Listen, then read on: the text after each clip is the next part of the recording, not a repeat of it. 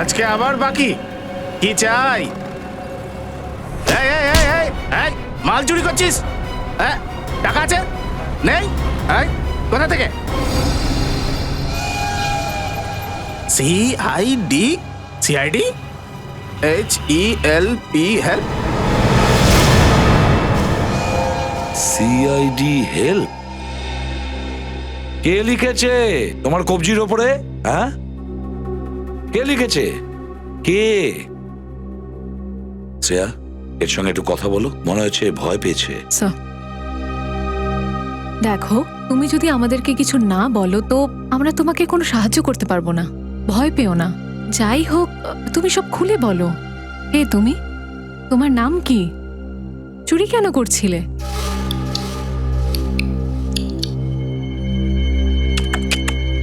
Sir, এটা আবার কিরকম ভাষা? ও স্যার, এটা তো আফ্রিকান ভাষা। চুপ করো। দেখো, এরকম চুপ করে বসে থেকো না, বলো আমাদের তুমি কে, কোথা থেকে এসেছো। এই যে এখানে লেখা হয়েছে না সিআইডি, আমরা সিআইডি, এ কি আদৌ কিছু বুঝতে পারছে? স্যার, মনে হয় ওর খুব খিদে পেয়েছে। হ্যাঁ, আগে ওকে কিছু খাবার খাইয়ে নি। নিয়ে যাও একে। এসো, তুমি আমার সাথে চলো। এসো, কোনো ভয় নেই। আরে আরে আরে আস্তে। কি হলো? আরে তাড়াতাড়ি হসপিটালে নিয়ে যাও। হ্যাঁ, স্যার। অঘোষ, তুমি যাও সঙ্গে, সাবধানে ধরো, সাবধানে। অদ্ভুত ব্যাপার, এই মেয়েটার হাতে লেখা রয়েছে সিআইডি হেল্প, অথচ ও কিছু বললই না। সচিন, ওই সিআইডি হেল্পটা ওর কবজিতে যে লেখা হয়েছে না, অন্য কেউ লিখেছে, অন্য কেউ লিখেছে ওর কবজিতে, কিন্তু বেচারি কোনো কথাই বলতে পারছে না। কিন্তু স্যার, ওর হাতে যে এটা লিখে দিয়েছে সে নিশ্চয়ই আমাদের কাছে হেল্প চাইছে। তাড়াতাড়ি আমাদের এটা জানতে হবে যে ব্যাপারটা কি। কিন্তু কি করে স্যার? একটা কাজ করি আমরা, যে বাস স্টপে এই মেয়েটা এই দোকানদারের সঙ্গে দেখা করেছিল, ওই বাস স্টপে গিয়েই আমরা জিজ্ঞাসাবাদ শুরু করব।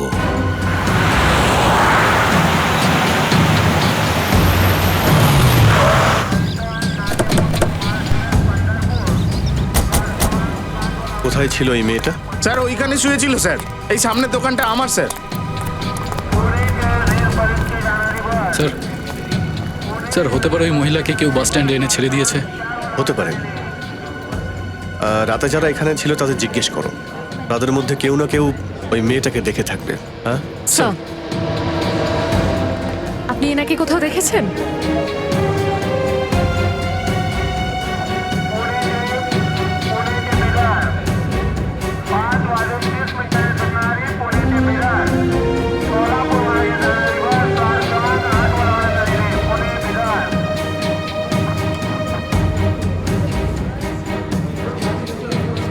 এই মেয়েটাকে আপনারা এখানে বা বাস স্টপে কোথাও আমি তো দেখিনি, কিন্তু একটা ভিখারি রয়েছে সুতারাম, ও হয়তো দেখেছে ওকে। কোথায় সে? আসুন স্যার, এটাই সেই লোকটা। শোনো ভাই, তুমি এই মেয়েটাকে বাস স্টপে কোথাও দেখেছিলে? হ্যাঁ দেখেছি তো, এইখানেই মাটিতে পড়েছিল।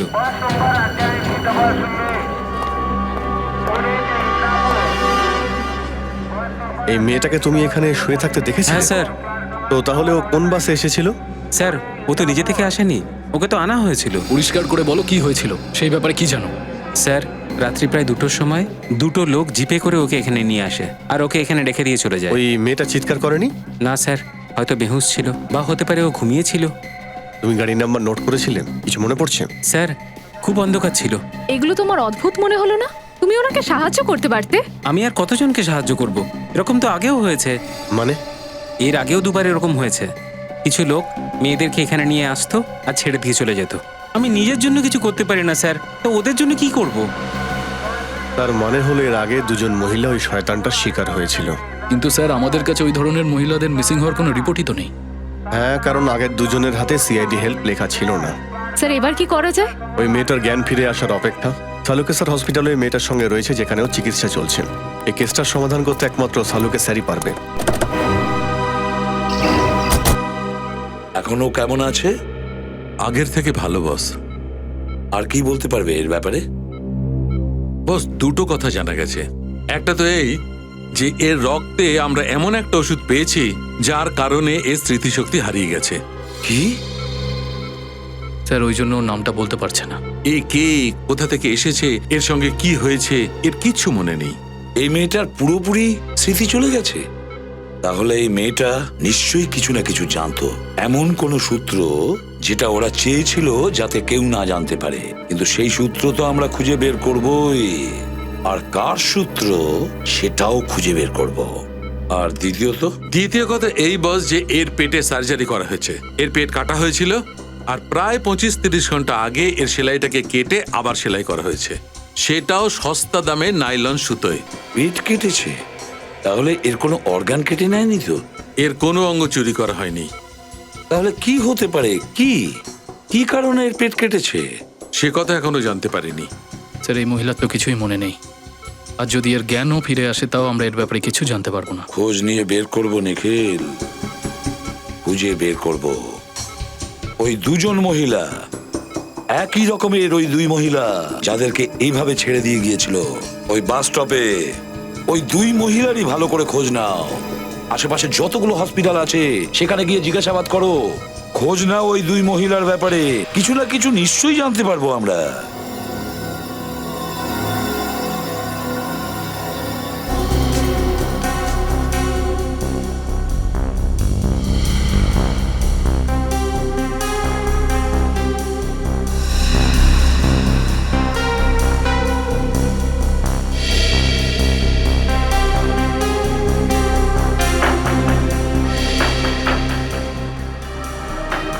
হ্যাঁ নিখিল, স্যার এখানে কিছু জানতে পারিনি। আর একটাই হসপিটাল বাকি রয়েছে, সিটি হসপিটাল। ওখানে গিয়ে দেখা যাক। Sir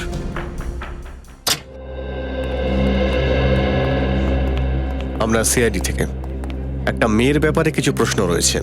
CID? আগে হ্যাঁ, সিআইডি। এই ছবিটা খুব ভালো করে দেখুন, আর এটা বলুন যে এই মেয়েটা ওর চিকিৎসা করাতে এই হসপিটালে এসেছিল?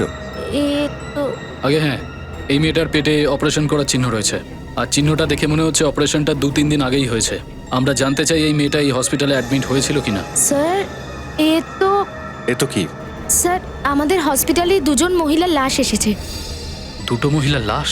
হ্যাঁ স্যার, আর ওদের পোশাক আশাক অনেকটা এরকমই ছিল, আর ওদের গয়নাগাটিগুলোও এরকম ছিল। তো ওই দুই মহিলা লাশ কি এখনো মর্গেই রয়েছে? হ্যাঁ স্যার, ওই দুটো লাশকে শনাক্ত করতে এখনো তো কেউ আসেনি, সেই জন্য ওই দুটো লাশ এখনো মর্গেই আছে। ঠিক আছে, তো ওই দুটো লাশকেই আমি দেখতে চাই। ঠিক আছে স্যার, আমি এক্ষুনি মর্গের ইনচার্জকে ডেকে দিচ্ছি। প্লিজ। হ্যালো, আপনি তাড়াতাড়ি লবিতে চলে আসুন, সিআইডি থেকে লোক এসেছে। স্যার উনি আসছেন।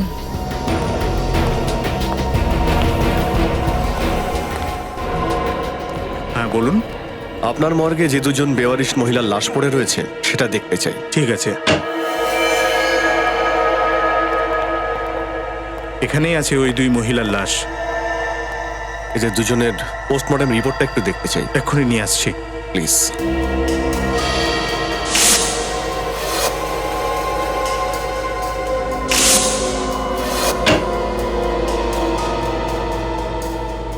এই নিন রিপোর্ট স্যার। নিখিল, এই দেখো, পোস্টমর্টেম রিপোর্টে লেখা রয়েছে এদের পেটে যে ঘা রয়েছে সেটা অপারেশনের জন্য নয়। আর যে ডক্টর পোস্টমর্টেম করেছেন উনিও একই কথা বলছেন যে এদের অপারেশন করা হয়নি। তার মানে স্যার এদের শরীর থেকে কোনো পার্টস বা কোনো অর্গান বের করা হয়নি। মানে এই কেসটা কোনো ইলিগাল অর্গান র্যাকেট নয়, মামলা অন্য কিছু। স্যার যদি এদের শরীর থেকে কোনো অর্গান বের না করে নেওয়া হয় তাহলে এদের পেট কাটা হয়েছিল কেন, আর সেলাই বা কেন করা হয়েছিল? এটা তো আমিও ভাবছি নিখিল। এটা দেখেছো তুমি? এই যে সেলাই করার জন্য যে সুতো ব্যবহার করা হয়েছে, এই দেখো সার্জিক্যাল সুতো, খুবই নিম্নমানের সুতো দিয়ে করা।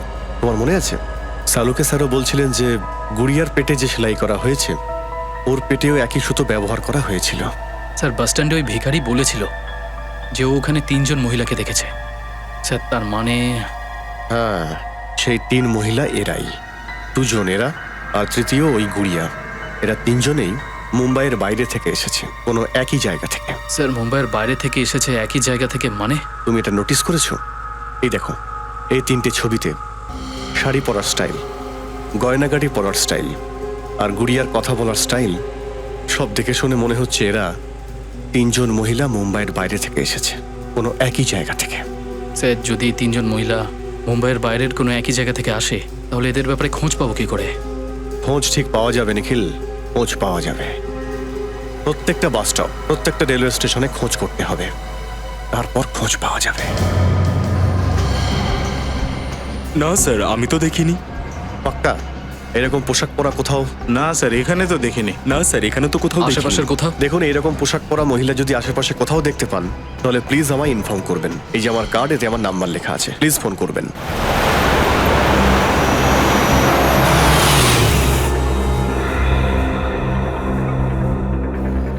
স্যার এটা নিয়ে 6 নম্বর বাস স্টপ দেখছি, কিন্তু এই মহিলার ব্যাপারে কিছু জানতে পারলাম না। জানতে ঠিক পারা যাবে নিখিল, সব বাস স্টপে খোঁজ করতে হবে যতক্ষণ না জানতে পারা যাচ্ছে এই মহিলারা কোথা থেকে আসছে।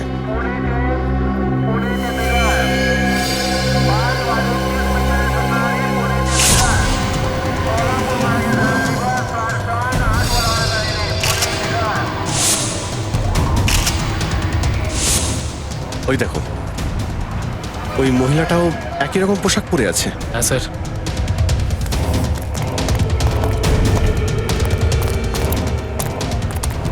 আরে শুনুন, দেখুন ভয় পাবেন না, আমরা সিআইডি থেকে।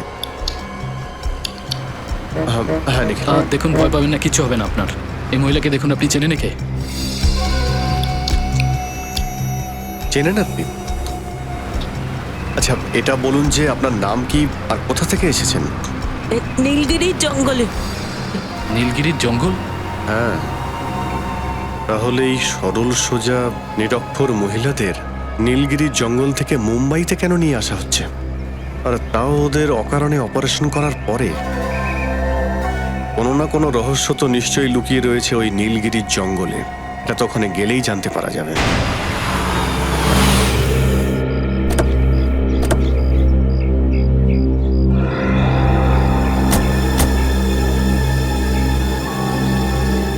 আরে এই গ্রামবাসীদের ওয়েলকাম জানানোর স্টাইলটা তো বেশ দারুণ।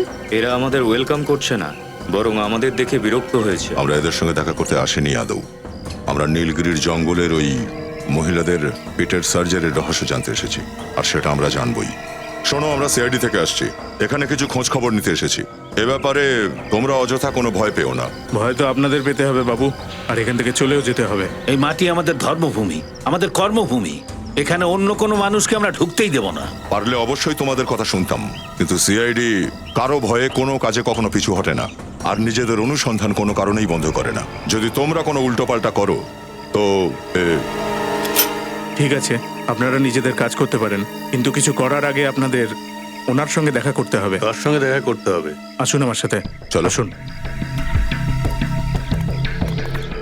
আরে ভাই মনসুখ, আরে 1 সপ্তাহ আগে তোর কাছে অপারেশনের জন্য 1 ডজন কাঁচি, 2 ডজন মোটা সুতো আর লাইলনের দড়ি চেয়েছি। কবে পাঠাবে ভাই? ঠিক আছে, কালকে যেন মালটা পৌঁছে যায়। ঠিক আছে, আমি রাখছি এখন। হ্যাঁ বলুন, কি চাই আপনাদের? এইরকম নাইলনের সুতো। হ্যাঁ হ্যাঁ পাবেন। পশু কি আছে? পশু মানে? আরে দাদা, পশু যত বড় হবে সুতো তত বেশি লাগবে। চামড়া মোটা হয়তো ওদের, যদি ছোট হয় 1-2 মিটারে কাজ হয়ে যায়। মানে এই সুতোগুলো শুধু পশুদের জন্য ব্যবহার করা হয়? আগে হ্যাঁ, এই কথাটা কি আপনারা জানতেন না? দেখুন, আমরা সিআইডি থেকে। সিআইডি? আগে হ্যাঁ, সিআইডি। আমাদের ইনফরমেশন অনুযায়ী অপারেশন করার জন্য এরকম সুতো শুধু আপনার কাছেই পাওয়া যায়। ঠিকই তো বলেছেন, কিন্তু হয়েছেটা কি? এই পাশের বাস স্টপ থেকে একজন মহিলাকে পেয়েছি যার অপারেশন করা হয়েছে, আর অপারেশন করার পরে এই সুতো দিয়েই সেলাই করা হয়েছে।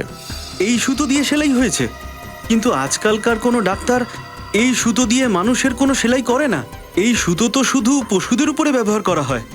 কিন্তু এই সুতোটা একজন নয়, তিনজন মহিলার পেটে সেলাই করার জন্য কাজে লাগানো হয়েছে।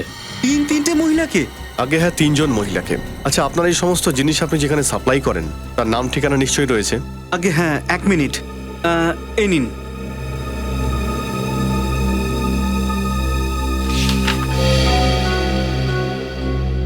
স্যার, বেশিরভাগ অপারেশনের জিনিস বড় বড় ক্লিনিক আর সরকারি হসপিটালে পাঠানো হয়েছে, কিন্তু এই ধরনের হসপিটাল তো আইন মেনেই কাজ করে। হ্যাঁ, সে তো ঠিক আছে, কিন্তু নিখিল, এই দেখো, অনেক ওষুধের দোকানের লাইসেন্স নাম্বার লেখা নেই এখানে।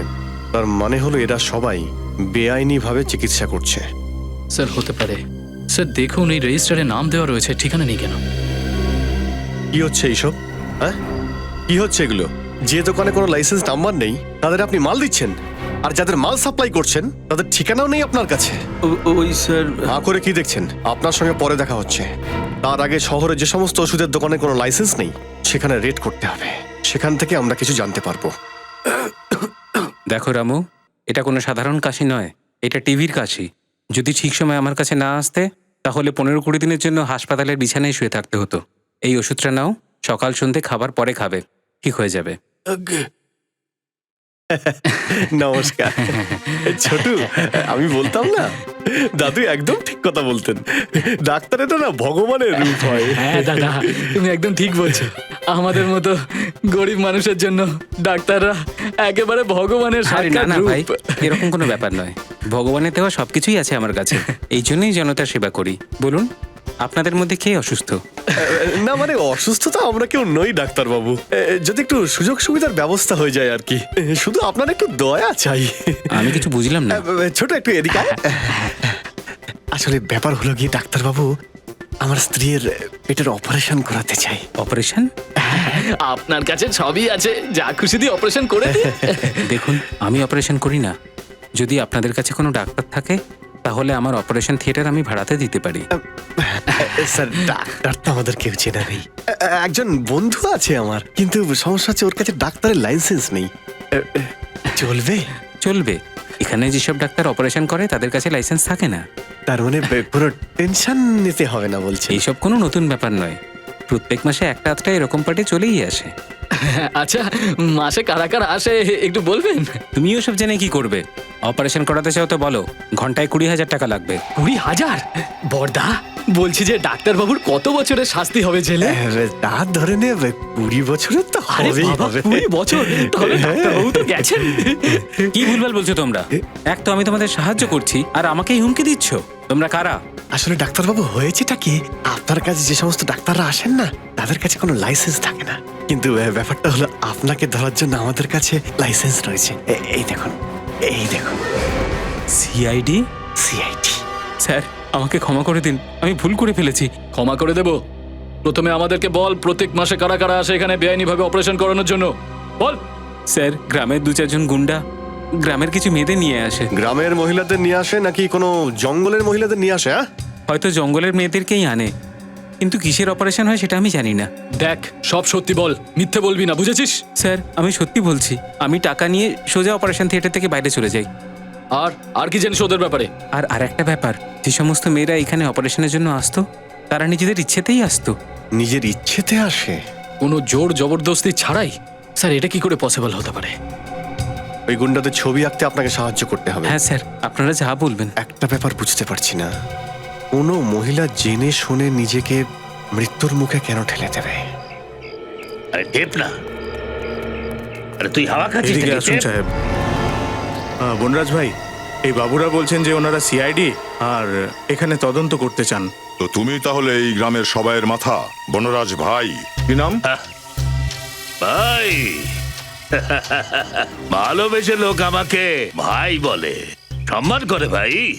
তুমি যদি আমাদের প্রশ্নের উত্তর দাও আমরাও অনেক সম্মান দেব। এখন যেখানে যেমন এখানে তেমন। দেখো, আমি কোনো সিআইডি ফিআইডি কে চিনি না। এখানে আমার কথাই শেষ কথা। এখানে আমি সব।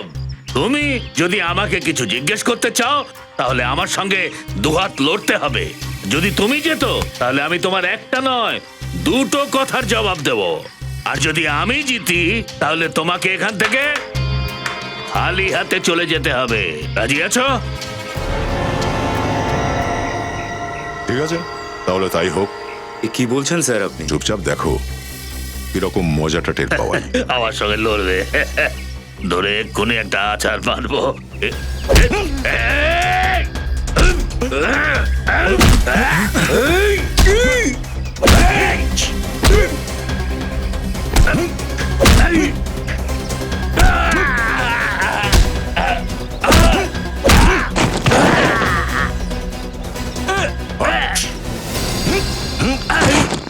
এবার আমার প্রশ্নের উত্তর দিবি নাকি আরেকটু যত্ন করবো তোর? বল। পালিয়ে যাবি কোথায় তুই?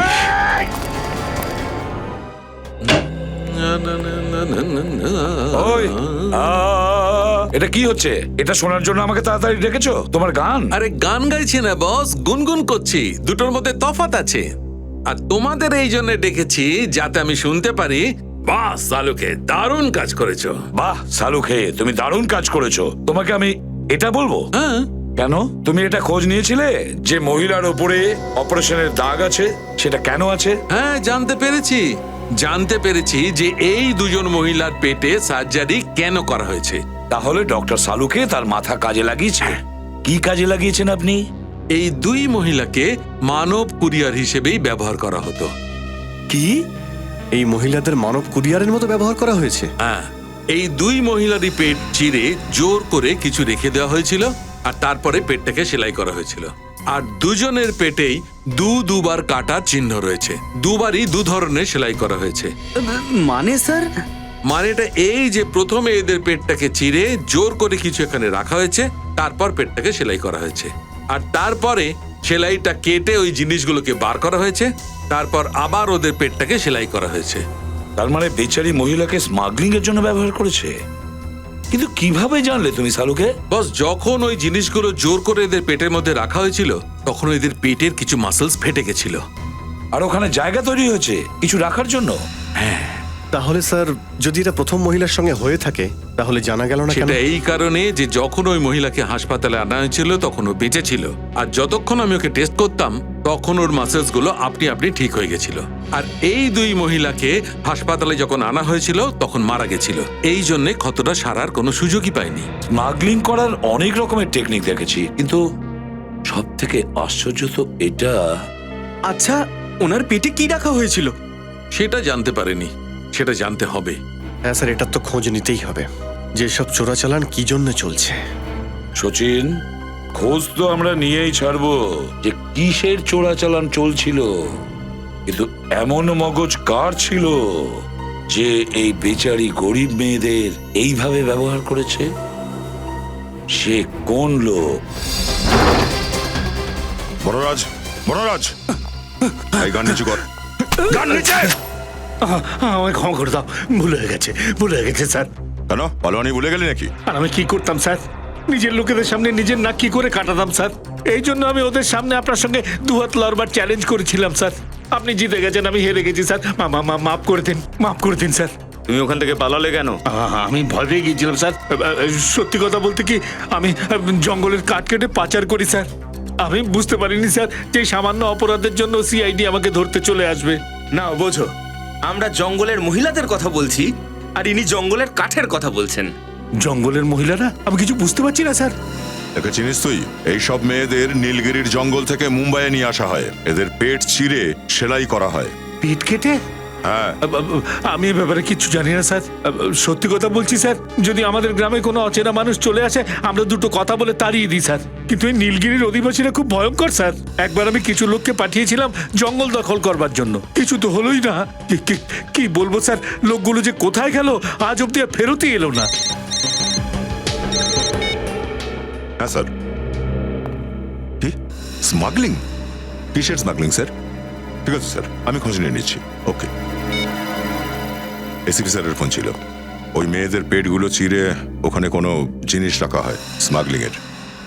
বনরাজ, নীলগিরির জঙ্গলে এমন কি দামি জিনিস আছে যেটা চুরি করার জন্য লোকে এতটা নিচে নামতে পারে? তেমন কোনো জিনিস নেই স্যার। আমি এই জঙ্গলের প্রত্যেকটা কোণা চিনি স্যার। এরকম কোনো জিনিস যদি থাকতো তাহলে আমি শুধু শুধু কাঠ পাচার করতে যাব কেন? হ্যাঁ, বাইরে থেকে কিছু লোক এখানে এসেছিল, ওরাও অনেক খোঁজাখুঁজি করেছে, কিন্তু ওরাও কিছু পায়নি স্যার।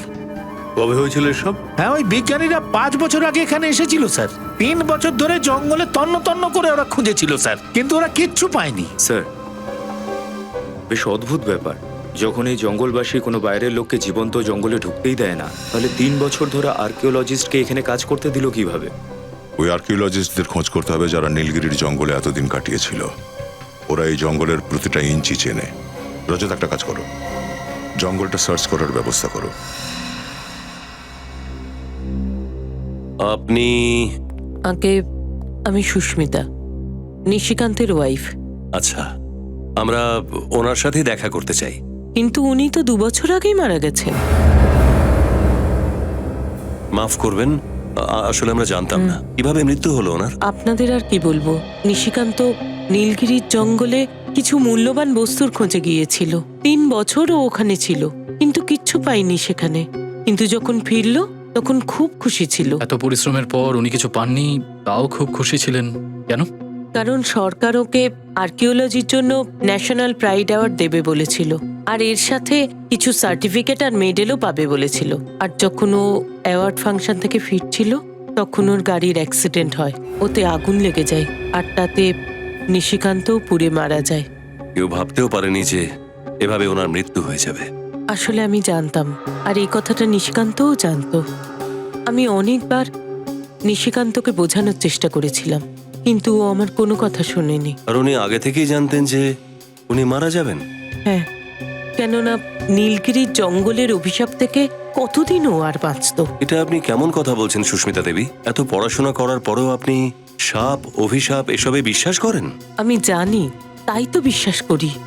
ওই ভয়ঙ্কর অভিশাপ অনুযায়ী ওখানকার জঙ্গলবাসী ছাড়া যে কেউ ওই জঙ্গলে ঢোকার চেষ্টা করবে, নীলগিরি জঙ্গলের দেবতা ওর উপর রেগে যাবে আর ওকে কখনো ক্ষমা করবে না।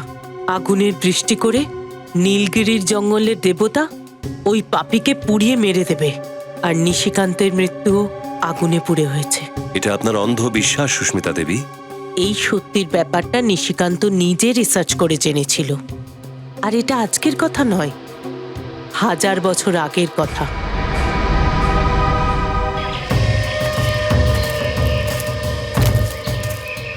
স্যার, জঙ্গলে তো জঙ্গলি জানোয়ার থাকে না? রেডি, জঙ্গলি জানোয়ার তো জঙ্গলেই থাকবে না? সেটা তো ঠিকই স্যার, কিন্তু সেই সব জঙ্গলি জানোয়ার যদি আমাদের উপর হামলা করে তো? ইয়ে স্যার। কি? হ্যাঁ। কি হলো স্যার? এসিপি স্যারের ফোন ছিল। উনি ওই নৃতত্ত্ববিদ, ওই আর্কিওলজিস্টের ব্যাপারে খোঁজ করেছেন। ওনার 2 বছর আগেই মৃত্যু হয়েছে।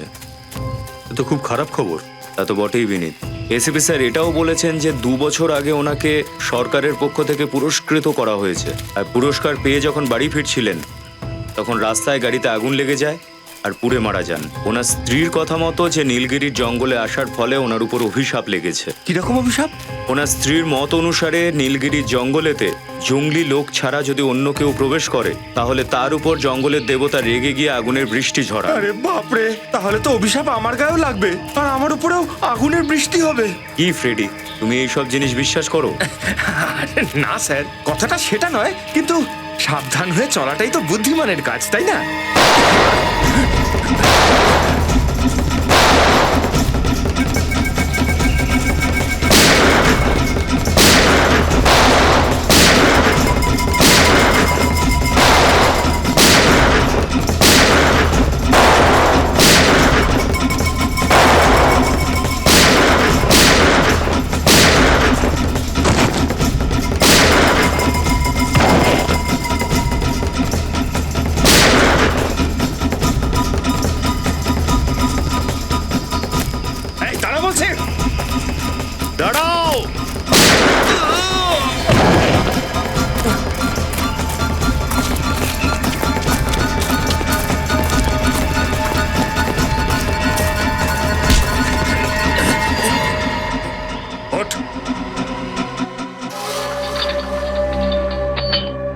আমি শেষবার জিজ্ঞেস করছি, বল কেন মারতে চাইছিলি আমাদের?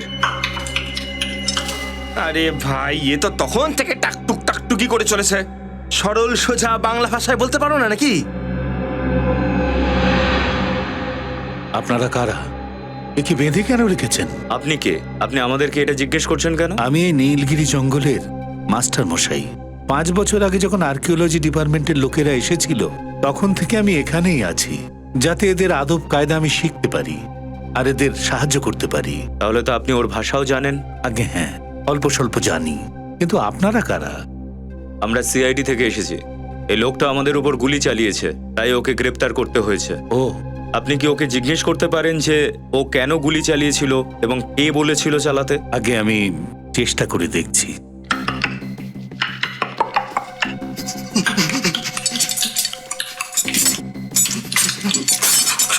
ও কি বলছে আমি বোঝবার চেষ্টা করছি, কিন্তু ঠিক বুঝতে পারছি না।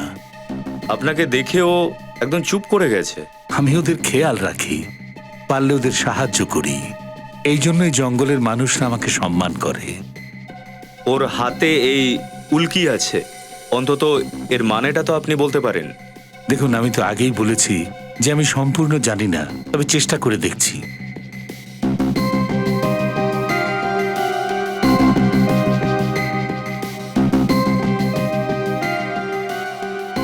এখানে পৌরাণিক ভাষায় লেখা আছে, যার অর্থ হলো এটাই যে এই মানুষটা জঙ্গলের দেবতার সেপাই, আর দেবতার দেওয়া আশীর্বাদকে যত্ন করে রাখা এর কর্ম ধর্ম দুটোই। দেবতার সেপাই সরকারি সেপাইদের উপর গুলিও চালাতে পারে? এরা এই জঙ্গলকে নিজের জন্মভূমি মানে, আর এটাকে রক্ষা করা তারা কর্তব্য বলে মনে করে। এদের বিশ্বাস যে বাইরের কোনো মানুষ যদি জঙ্গলে প্রবেশ করে, তাহলে জঙ্গলের দেবতা রুষ্ট হবেন আর এদের উপর আগুনের বৃষ্টি হবে। আবার আগুনের বৃষ্টি? এই আগুনের বৃষ্টি মানেটা কি? হতে পারে এগুলো সব কাল্পনিক, কিন্তু এই মানুষগুলো এটাই বিশ্বাস করে।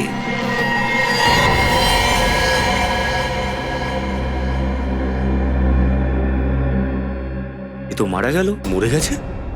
আরে এইমাত্র তো ঠিকই ছিল, হঠাৎ কি হলো? মনে হচ্ছে জঙ্গলের দেবতার অভিশাপ লেগেছে। মাস্টারমশাই, আপনিও এইসব কথা বিশ্বাস করেন? দেখুন, এটাকে আপনারা যা ভাববার ভাবতে পারেন, কিন্তু আমার এটাই মনে হচ্ছে, যেহেতু এ আপনাদের সঙ্গে কথা বলেছে, তাই এখানকার দেবতা ওকে অভিশাপ দিয়েছে। মাস্টারমশাই, কোনো সাপ টাপ হয় না। বিনীত, ডক্টর শালুকাকে ফোন করো। উনি এখানে এসে বলবেন যে কি করে ওর মৃত্যু হলো। May I come in please? আরে আসুন আসুন, আপনাকে কে আটকাবে? খুব খুশি হয়েছে তাই তো? কি বললে? না তো, কিছু বলিনি তো। হ্যাঁ, আমি ওইটা জানতে এসেছিলাম যে ওই নীলগিরি কেসটা কি সমাধান হয়ে গেছে? টাইম পাস করতে এসেছো? না না, টাইম পাস নয়, যেটা জিজ্ঞেস করছি বলো না। ওই আগুনের বৃষ্টির কেসটা সমাধান হয়ে গেছে? শালুকে ওই আগুনের বৃষ্টির কথা বলো না, মাথা খারাপ আছে জানো। আর ওই যে আর্কিওলজিস্টের বউ, তাছাড়া নীলগিরির মাস্টার, আর তুমিও কেমন লোক? এইসব সেকেলে কথা তুমি বিশ্বাস করো? আগুনের বৃষ্টি? আরে বিশ্বাস করছি না বস, বরং আমি বলতে এসেছি যে ওই আগুনের বৃষ্টিটা ছিলটা কি। আরে তাহলে বলো না। আরে আগুনের বৃষ্টি তো আমার পকেটে আছে। এই পেন ড্রাইভটা লাগাও তো কম্পিউটারে। স্যার, এসো।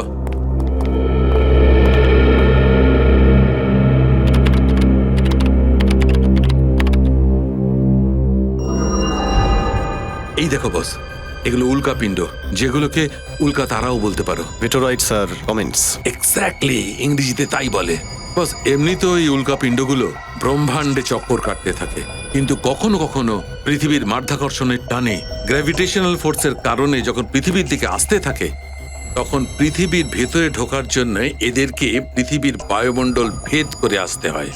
এই রকমটা হওয়ার কারণে আর মাধ্যাকর্ষণের টানে এর মধ্যে প্রবল ঘর্ষণ তৈরি হয়, যার কারণে এর তাপমাত্রা বেড়ে যায়। কখনো কখনো তো এর তাপমাত্রা 10,000 ডিগ্রি সেলসিয়াসের বেশিও হয়ে যায়। 10,000 ডিগ্রির বেশি? তখন তো আগুনের গোলা তৈরি হয়ে যায়। আর যখন এই পৃথিবীর বুকে ছুটে আসতে থাকে, মনে হয় আগুনের বৃষ্টি হচ্ছে। আর বস, আমার রিসার্চ বলছে যে 1000 বছর আগে নীলগিরির জঙ্গলে এই রকমই আগুনের বৃষ্টি হয়েছিল। আর সেই জন্য ওই নীলগিরির জঙ্গলের মানুষের ধারণা, যদি কোনো বাইরের লোক ওই জমিতে পা রাখে ওদের দেবতার অনুমতি ছাড়া, তাহলে ওদের দেবতা রেগে যায় আর সেই দেবতা আগুনের বৃষ্টি ঝরায়। বিনীত কি? আচ্ছা ঠিক আছে, ওকে। আরে শালুকে, তুমি তো রিসার্চ করে মাত করে দিয়েছো। আরে তোমাকে তো গিফট দেওয়া উচিত। হ্যাঁ হ্যাঁ, দাও দাও নিশ্চয়ই। এসো এসো। হ্যাঁ হ্যাঁ, দাও। শালুকে, আমি তোমাকে নীলগিরি জঙ্গলে ভ্রমণে নিয়ে যাব। না না, আমি নীলগিরি জঙ্গলে গিয়ে কি করব? না বস, আমি ল্যাবেই ঠিক আছি। আরে ভয় পাচ্ছ কেন? ওখানে কোনো আগুনের বৃষ্টি টিষ্টি হবে না। তাও বস, শালুকে, ওই নীলগিরিতে এক অধিবাসীর মৃত্যু হয়েছে আমাদের চোখের সামনে। আমি চাই তুমি ওখানে চলে যাও। ও আচ্ছা আচ্ছা আচ্ছা, তুমি যাবে না? পিকনিক হচ্ছে না, যদি তুমি থাকতে তো। এখন অভিজিৎ আসবে তো? হ্যাঁ ঠিক আছে, হ্যাঁ। ওকে। আর বৌদির হাতের স্যালাডও নিয়ে যেও সঙ্গে। এই বৌদির নাম করবে না একদম, হ্যাঁ? আচ্ছা আচ্ছা। আরে কি বস, ফাঁসিয়ে দাও তোমরা।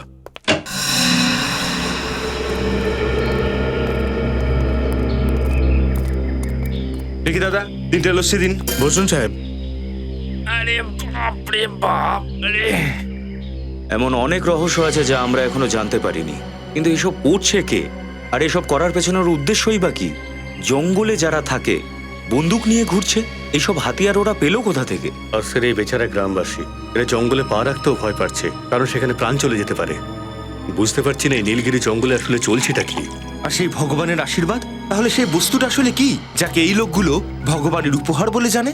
খুবই বিশেষ বা অমূল্য কিছু, যাকে জঙ্গলবাসীরা এখনো দেখেনি। আর নিশ্চয়ই কোনো কারণ আছে যাতে জঙ্গলবাসীরা এটা ভাবে যে ভগবান ওই বস্তু তাদের জন্যই পাঠিয়েছে। আর ওই লোকটা যাকে আমরা জঙ্গলে ধরেছিলাম, জঙ্গলের সিপাহী ছিল।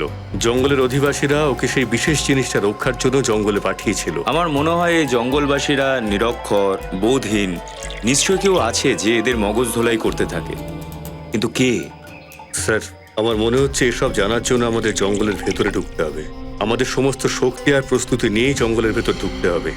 হ্যাঁ স্যার, আমার মাথাতেও এই কথাটাই ঘুরছে। যতক্ষণ না আমরা জঙ্গলটাকে ভালো করে খুঁজে দেখব, রহস্য রহস্যই থেকে যাবে। কিন্তু আমার চিন্তায় জঙ্গলে থাকা মহিলাদের, বাচ্চার সার্চ করার সময় ওদের না কিছু হয়ে যায়। এনে ওনাদেরকে দে। দিল্লি তো 12টা বাজিয়ে সব। আর এই 2 টাকা কি তোর বাবা দেবে? আপনি ওর উপর রাগ করবেন না, ছেড়ে দিন, আমরা টাকা দিয়ে দেবো। এনে এদেরকে দেবতার আশীর্বাদ মনে কর। আজকে তুই এদের জন্য বেঁচে গেলি। আমার শরীরটা ভালো লাগছে না, আমি ঘরে যেতে চাই। শরীর ভালো নেই তো সেটা আগে বলবি তো নাকি? যা যা এখান থেকে, না হলে আরো জিনিসপত্র বরবাদ করবি। আরে তাড়াতাড়ি যা ভাই।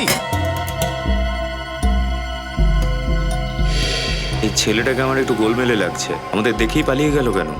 ফলো করি ওকে। রক্ষা করতে হবে, রক্ষা করতেই হবে, রক্ষা করে। আশ্চর্য লোক তো, দেখতে পানো নাকি? ক্ষমা করে দেবেন।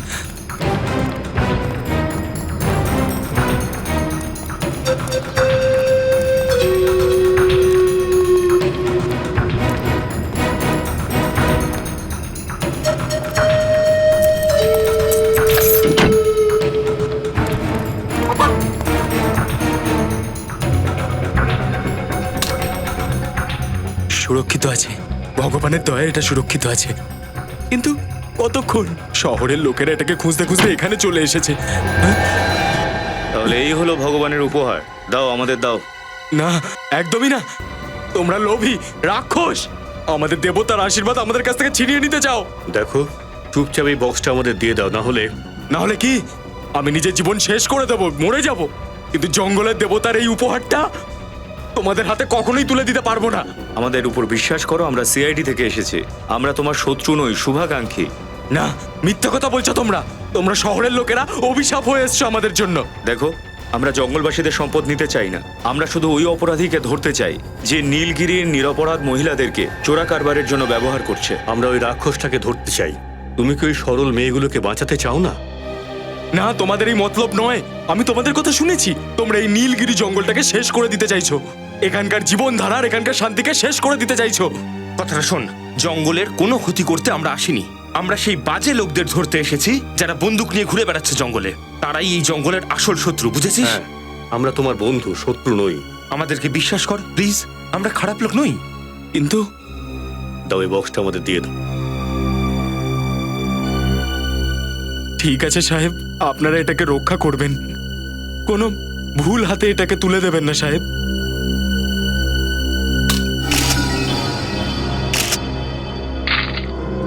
এই বেগুনি পাথর, একে তোমরা ভগবানের সম্পদ মনে করো? এই বেগুনি রঙের পাথরগুলোকে তুই ভগবানের দেওয়া উপহার মনে করেছিস? আপনারা কিচ্ছু জানেন না সাহেব, এগুলো উপহার ভগবানের আমাদের জন্য। উপর থেকে পড়েছে এটা সাহেব, চমৎকার এটা সাহেব, ভগবানের চমৎকার শুধু আমাদের জন্য। শালুকে স্যার, হ্যাঁ আপনি সেফ হাউসে পৌঁছুন। কি ব্যাপার ডক্টর সালুকে, আপনি এই পাথরটায় এত মনোযোগ দিয়ে কি দেখছেন? এই পাথরে কি কিছু বিশেষ বৈশিষ্ট্য আছে? বিশেষ? হ্যাঁ, বিশেষ কিছু তো আছেই। এটা ট্যাফাইট পাথর, খুব দামি। কি? এই পাথরগুলোর অনেক দাম? 1 গ্রাম ট্যাফাইটের দাম কম করেও 10 লাখ টাকা। আরে বাপরে! আর এই যে সমস্ত পাথর তোমরা পেয়েছো, এর দাম কম করেও 25-30 কোটি টাকা হবে। স্যার, তাহলে তো নিশ্চয়ই এই অমূল্য ক্যাফাইট পাথরগুলোকে মহিলাদের পেটে লুকিয়ে এই পাচারের র্যাকেটটা চালানো হচ্ছে। হ্যাঁ, তুমি একদম ঠিক বলছো। এই পাথরই পাচার করা হতো ওই মহিলাদের পেটের মধ্যে। আমাদের এটা খোঁজ করতে হবে যে এই পাথরের স্মাগলিং এর পেছনে কার হাত আছে। কিন্তু এই পাথর নীলগিরির জঙ্গলে আসলো কোথা থেকে? বহু বছর আগে যে কারণে আগুনের বৃষ্টি হয়েছিল, এগুলো তারই টুকরো, যেটা মাটিতে পড়ে ট্যাফাইট পাথর হয়ে গেছে। আমাদের নীলগিরি জঙ্গলে গিয়ে ওখানকার মাটিটা খুব ভালো করে পরীক্ষা করতে হবে। আমরা নীলগিরির জঙ্গলে যাব তো অবশ্যই, আর যাব তৈরি হয়েই।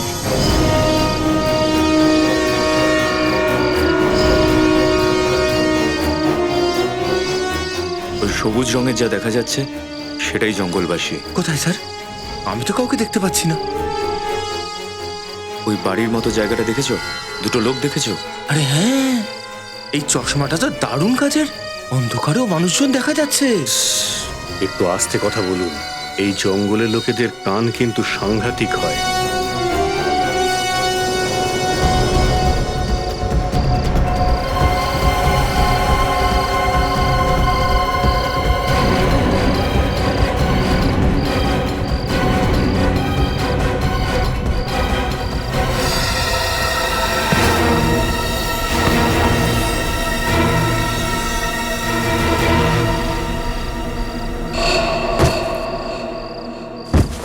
ভেতরে গিয়ে দেখি।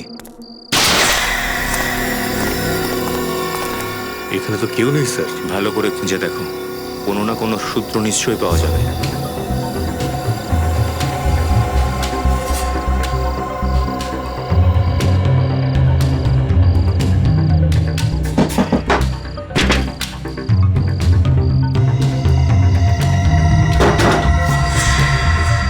স্যার, এই দেখুন স্যার, নোটের বান্ডিল আর গ্রাফাইট পাথর।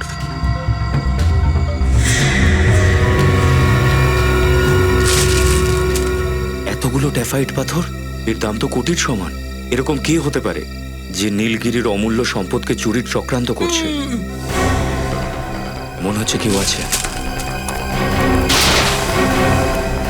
আরে এটা আবার কে? হলো ওকে, ভুল করে হয়তো এখানে এসে গেছে। জঙ্গলবাসীরা ওকে হয়তো জোর করে বন্দি করে রেখেছে। জল জল জল জল জল।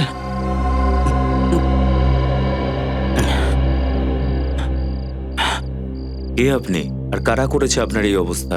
আপনারা কারা? আমরা সিআইডি অফিসার, আমরা এই জঙ্গলে তল্লাশি করছি। ভগবানের অশেষ অশেষ কৃপা, আপনারা আমার খবরটা পেয়ে গেছেন। তাহলে ওটা আপনি যে ওই মহিলার হাতে সিআইডি হেল্প লিখেছিলেন? আমিই ওটা লিখেছিলাম। আমি একজন ডাক্তার। 2 বছর আগে নীলগিরিতে আমাকে পাঠানো হয়েছিল। জঙ্গলবাসীদের শরীর একদম ভালো যাচ্ছিল না, কিন্তু আমাকে অপহরণ করা হয়, আর 2 বছর পর্যন্ত আমাকে এইভাবেই বন্দি করে রেখেছিল। কে অপহরণ করেছিল আপনাকে?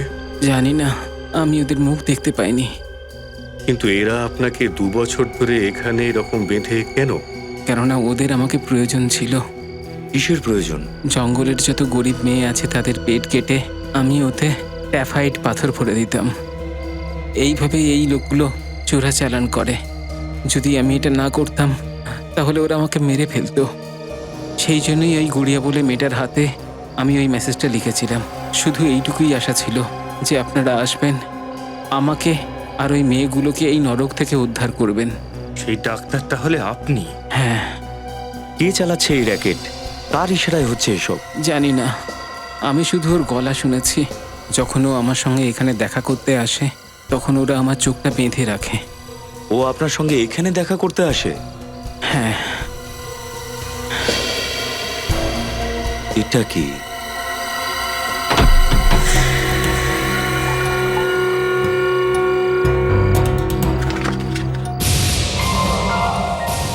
সার্টিফিকেট।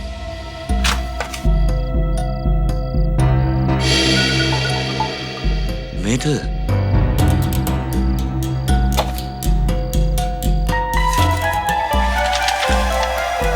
তাহলে এই ব্যক্তি, এর হাত আছে এই পুরো র্যাকেটের পেছনে।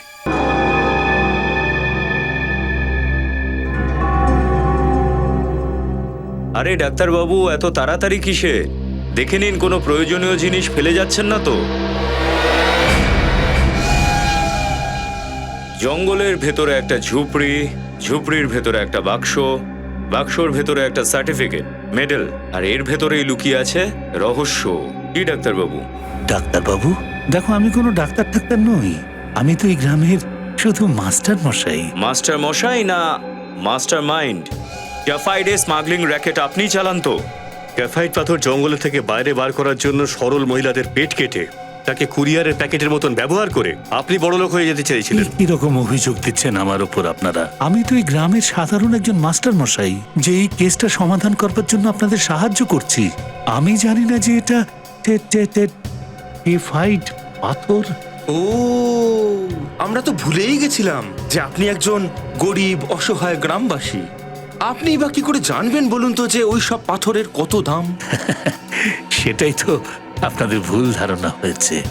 গ্রামের বুড়ো মাস্টার এই পাথরের দাম জানতে নাই পারে, কিন্তু নিশিকান্ত নয়। ন্যাশনাল প্রাইড অ্যাওয়ার্ড জেতা আর্কিওলজিস্ট তো নিশ্চয়ই জানবে, আর জানা উচিত। আর এক পায়ে গোনোর চেষ্টা করবে না। ভালো করে দেখুন ডাক্তার সাহেব, আমাদের হাতে বন্দুক রয়েছে। এই ছুরিতে কিছু হবে কি? এটা কোনো সাধারণ ছুরি নয়। এই ছুরির ডগে আমি বিষাক্ত গাছের রস লাগিয়ে রেখেছি। চলে যাও। এটা ওই বীজ যাতে ওই লোকটার মৃত্যু হয়েছিল? হ্যাঁ, ওই মানুষটার হাতের ট্যাটুটা দেখার সময় আমি ওর হাতে ছোট একটা পিন ফুটিয়ে দিয়েছিলাম, যাতে এই বিষ লাগানো ছিল। কিছুক্ষণের মধ্যে তুমিও বিউরোতে বসে থাকবে। এর চাইতে ভালো আমি নিজের হাতেই নিজেকে শেষ করে দেব।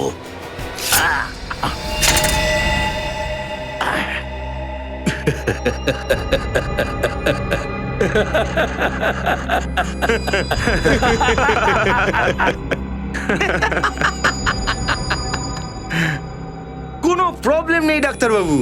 আমাদের ডক্টর সালুকে এই বিষটাকে নিষ্ক্রিয় করার ওষুধ আগেই দিয়েছে, অ্যান্টিডোট।